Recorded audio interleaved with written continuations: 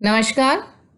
हिंदी साहित्य की आज की इस कक्षा में हम आदिकाल का एक प्रमुख ग्रंथ बीसल देवरासो के प्रमुख पदों की व्याख्या करेंगे।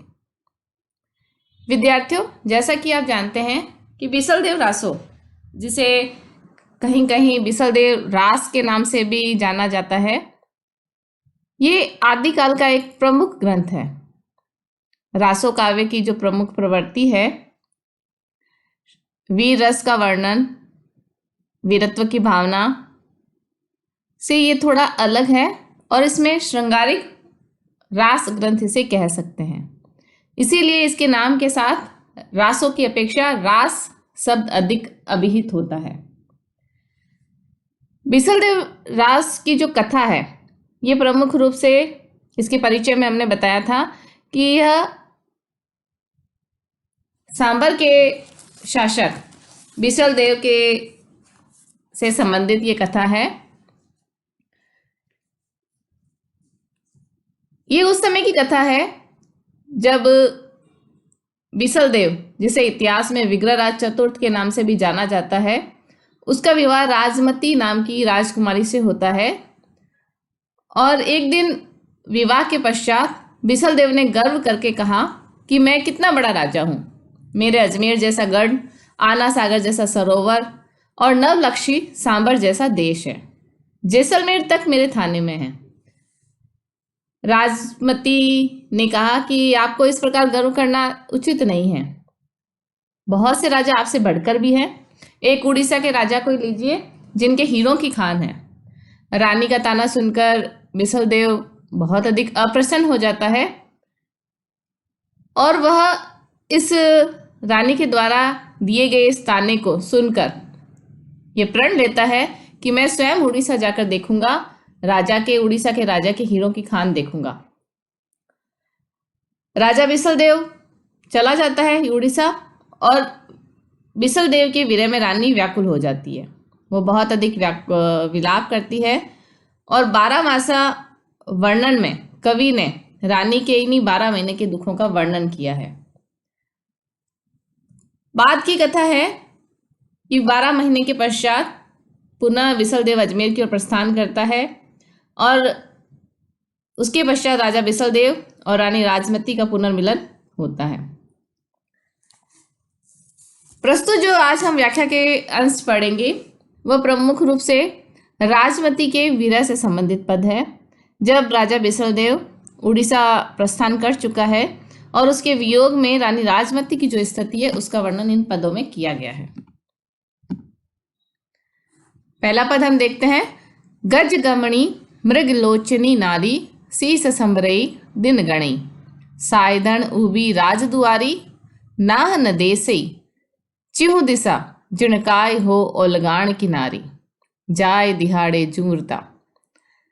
तो यहाँ कुछ शब्द है, उनका अर्थ देखते हैं हम। गजगमणी हाथी जैसी चाल वाली, संबरई संभालती, सायदन नारी, नाह स्वामी या पति, देसई दिखना देखना, काय किया, औलगान राज सेवक, दिहाड़े प्रतीक्षा, झूरता मुरझाना।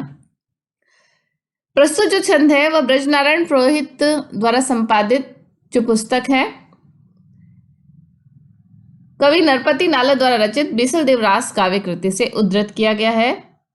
रानी राजमती अपने प्रवासी पति को स्मरण करके बहुत अधिक व्यथित है, व्याकुल है और विरह की अवस्था का अनुभव कर रही है। कवि ने उसी के बारे में यह वर्णन किया है। कवि कहता है कि अपने प्रवासी पति के आगमन की प्रतीक्षा में रानी राजमती की जो गज जैसी चाल वाली है, गजगमनी गज जैसी चाल वाली है, मृगलोचनी जिसके हिरण के समान सुंदर चंचल नेत्र है,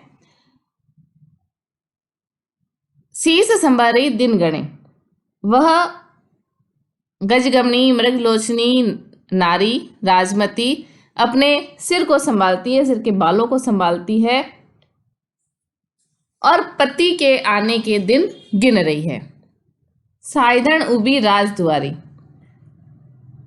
सायदन अर्थात उस नारी को वह अपने राजद्वार पर खड़े खड़े अपने दिन बिता रही है, दिन गिन रही है, और इस प्रकार वह अपने विरह का समय व्यतीत कर रही है। ना न देसे चिहु दिशा, लेकिन उसे अपना स्वामी कहीं भी किसी भी दिशा में, ना यानी स्वामी पति, उसे किसी दिशा में दिखाई नहीं देता। जिण काई हो ओलगाण की नारी, प्रतीक्षा करते करते उस सुंदर सुकोमल राजमती का जो शरीर है वो मुरझा गया है, कांतिहीन हो गया है।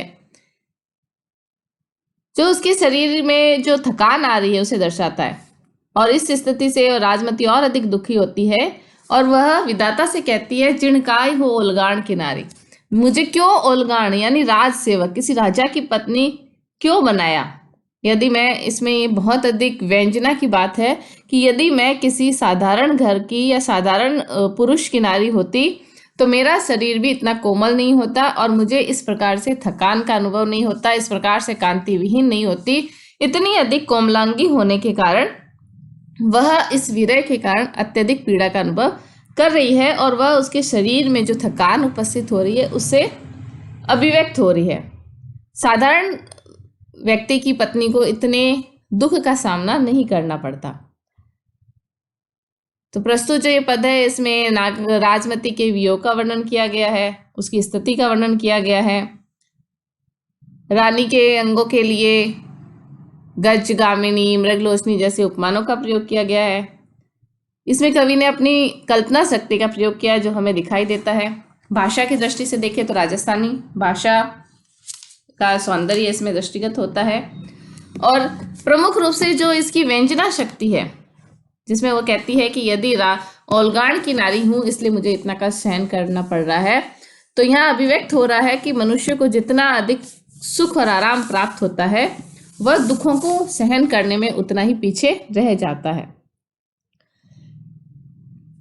आगे दूसरा पद हम लेते हैं।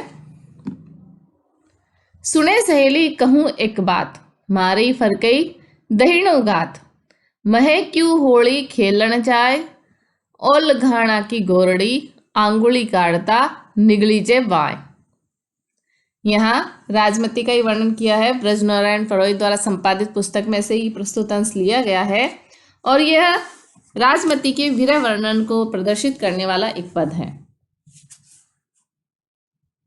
प्राचीन जो ग्रंथ हैं उनमें एक रूढ़ी है कि विरह की अवस्था में कूटनी का प्रयोग किया जाता है। कूटनी अर्थात दूती, जो उसकी प्रिय सखी होती है नायिका की, उसका वर्णन कई कवियों ने किया है। तो ये जो सहेली है या जैसे कूटनी या दूती कहा गया है, वह रानी की विरह व्यथा को दूर करने के लिए कुछ सुझाव दे रही थी और बहुत आग्रह कर रही थी। रानी ने उसे कहा कि सुने सहेली कहूँ एक बात, ये सखी तुम सुनो ध्यान से, मेरी एक बात सुनो, मेरा शरीर का दाहिना अंग फड़क रहा है, महारे फरको दहिणो गात, मेरा शरीर का दाहिना अंग फड़क रहा है, और ऐसी मान्यता है कि स्त्री का जो दाया अंग फड़कना अशुभता का सूचक है, और यह रानी यह बात जानकर अपनी चिंता व्यक्त करती है और वह कहती है कि ऐसे अशुभ संकेत होने के पश्चात मैं क्यों होली खेलन जाए, अशुभ शकुन होने पर भला मैं होली कैसे खेलूं। मैं ओलगाना की गोरडी, गोरडी यानी गोरी नारी, और ओलगाना यानी राज सेवक, मैं राज सेवक की नारी हूं।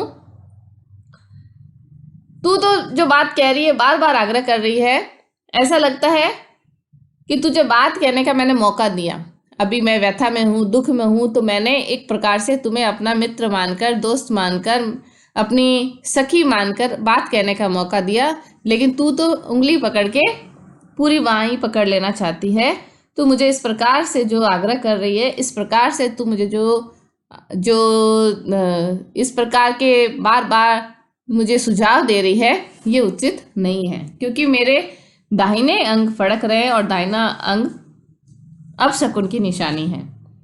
तो प्रस्तुत पद के माध्यम से ये इंगित होता है कि कवि को समाज में जो प्रचलित शकुन और अपशकुन है उनकी जानकारी है, और राजमती एक रानी है और रानी के अनुकूल ही वह यहाँ व्यवहार कर रही है कि एक बार मना करने के पश्चात जब बार बार उसे उसी बात के लिए कहा जाता है तो वह इस प्रकार की बात अपनी सखी से भी कर रही है। और यहाँ इस मुहावरे का उंगली पकड़ के बाँह पकड़ने का जो मुहावरा है, इसका बहुत सुंदर प्रयोग कवि ने किया है। यहाँ इसमें पहले के पद में जैसे व्यंजना शब्द शक्ति का कवि ने प्रयोग किया, यहाँ लक्षणा शब्द शक्ति का सुंदर प्रयोग हम देख सकते हैं। आगे का पद हम लेते हैं। दुति बात कहे समझाए, गोरी सूचनी करी मनी रिसाए, पूछे बात सा गौरड़ी, राती दिवसी थारी अचिंत, कहियो हमारी जय सुनी, निको पटुओ करी दयो उम्मीद। इस प्रस्तुत पद का भी जो प्रसंग है पूर्ववर्त ही है। अब दूती रानी को समझाती हुई उसी प्रसंग में रानी को समझा रही है और उसे समझाते हुए एक बात कह रही है कि हे गोरी, गोरी सूचनी करी मनी रिसाई, हे गोरी तू इतनी दुखी मत हो, और तू इतनी दुखी हो के अपने मन में इतना रोष भी मत ला, इतना क्रोध मत ला, इस प्रकार से रीस मत कर। रानी ने उसे पूछा कि तू क्या कहना चाहती है, पूछे बात सा गौरड़ी, रात दिवसी थारी अचिंत। तो दूती कहती है रानी उससे पूछती है कि तुम मुझसे क्या कहना चाहती है, ऐसी बातें कह के तुम मुझे क्या बताना चाहती है। तो वो दूती उसे कहती है कि मुझे रात दिन तुम्हारी ही चिंता रहती है, और यदि तुम मेरी बात सुनो जो मैं तुम्हें कह रही हूं तो सुनो, मैं तुम्हारे दुख को दूर करने का एक सही माध्यम बताती हूँ। मैं तुम्हारे लिए एक अच्छा कयो हमारे जय सुने, निको पटुओ करी दये उम्मीद, मैं तुम्हारे लिए एक अच्छा भला सुंदर चतुर एक पुरुष दोस्त की व्यवस्था कर देती हूँ। दूती ये कहना चाहती है कि पति वियोग के कारण लंबे समय तक यदि तुम अपने स्वामी, अपने मीत, अपने नाह की याद कर रही हो तो उस याद को भुलाने के लिए मैं एक अच्छे मित्र की व्यवस्था कर देती हूँ। वह तुम्हें उसी प्रकार से जिस प्रकार से तुम्हारे स्वामी तुम्हारा ध्यान रखते थे, वह भी तुम्हारा उसी प्रकार से ख्याल रखेगा। उससे हंस बोलकर, उससे बातचीत करके तुम्हारा जो ये विरह काल है ये सरलता से व्यतीत हो जाएगा। प्रस्तुत पद से ये इस बात का आभास होता है कि राजाओं के रानियों की सेवा के लिए बहुत सारी इस प्रकार की दूतियां होती थी, दासियां होती थी, और वह दासियां रानी की हर प्रकार से मदद करने का प्रयास करती थी। और राजमहलों में इस प्रकार के प्रसंग होते थे कि राजा की जानकारी के बिना भी रानियों के इस प्रकार से दोस्त दूतियों के माध्यम से बनाए जा रहे थे, जिसका यहाँ संकेत कवि ने दिया है। कवि ने उस कूटनी का, उस दूतनी क्या वर्णन किया है जो रानी के प्रति सहानुभूति रखती है। राजस्थानी भाषा का प्रयोग किया है। रामचंद्र शुक्ल ने भी कहा है कि बीसल देव रास की भाषा राजस्थानी है। राजस्थानी भाषा का सुंदर प्रयोग इन पदों में हम देख सकते हैं। आगे का पद देखते हैं। मयण की वेदन सही निसंग, काया लायो कोई न कलंक, चितमुड़ई घणु चलवड़ी, कुशल वउलाया वरस 11, लाज मुरजाद सु धन रही, सुजस पायो गोरी सकल संसार। यहाँ उसी प्रसंग के अनुसार कवि वर्णित कर रहा है। कवि कह रहा है कि कुटिनी जो थी, जो रानी को समझा रही थी कि तुम्हारे विरह को इस प्रकार से व्यतीत करने का कार्य किया जा सकता है, वह रानी से कहती है कि तुम जब एक अपना पुरुष मित्र बना लोगी मयण की वेदन, तो फिर जो ये मदन की वेदना है जो तुम्हें रह रहकर दुख और तकलीफ प्रदान कर रही है, तुम उसे आसानी से सहन कर लोगी, इसमें शंका की कोई गुंजाइश नहीं है। और इससे तुम्हें किसी प्रकार का कोई कलंक भी नहीं लगेगा। चित्त मंडोक इसलिए कलंक नहीं लगेगा क्योंकि यह बात कूटनी और रानी के मध्य ही रहेगी। चित्त मुंडई घणु चढ़ वाली, वह दूतनी कहती है तुझे अब तो घनी पीड़ा सताती है और उसकी ओर से तुम्हारा चित्त फिर मुड़ जाएगा। यानी तुम जिसे लगातार याद कर करके दुखी हो रही हो, जब तुम्हारा मन कहीं और बहल जाएगा तो तुम उसे इतना याद नहीं करोगे, तुम्हारा चित्त विरह का अनुभव नहीं करेगा और तुम उसके साथ कुशलता से रहकर व्यतीत कर सकोगी। ये जो विरह का काल है, इतना लंबा 11 वर्ष का जो काल है, वह आसानी से निकाल पाओगी। और तुम्हारी हे नारी लाज मुरझा सुधन रही, हे नारी तुम्हारी जो लाज और मर्यादा है वह भी बनी हुई रहेगी, उसे भी किसी भी प्रकार का आघात नहीं लगेगा। और इस प्रकार सुख से, आराम से तुम्हारा जो विरह का समय है वह व्यतीत हो जाएगा और संसार में तुम अपना यश भी, सुजस पायो गोरी सकल संसार, और संसार में तुम अपना यश भी उसी प्रकार पूर्ववत रूप से रख पाओगी। तो पूर्व के पद के समान इसमें भी कुटिनी ने अपनी बुद्धि के द्वारा बहुत सारे तर्क देकर रानी को उस दिशा की तरफ ले जाने का कार्य किया जिसे भारतीय समाज के अनुसार एक पतिव्रता नारी के लिए अनुकूल नहीं माना जा सकता। और आगे के पदों में हम देखेंगे कि रानी राजमती इस प्रस्ताव को सिरे से खारिज भी करती है और वह एक निष्ठ होकर बिसल देव के विरह में अपने जीवन को व्यतीत करती है। भाषा में पद मैत्री की विशेषता है, अर्ध तत्सम शब्दों का प्रयोग भी कवि ने किया है। तो विद्यार्थियों, आज हमने 4 पदों की व्याख्या की। आगे के पदों में हम बिसल देव रास के ही आगे के पदों की व्याख्या करेंगे। धन्यवाद।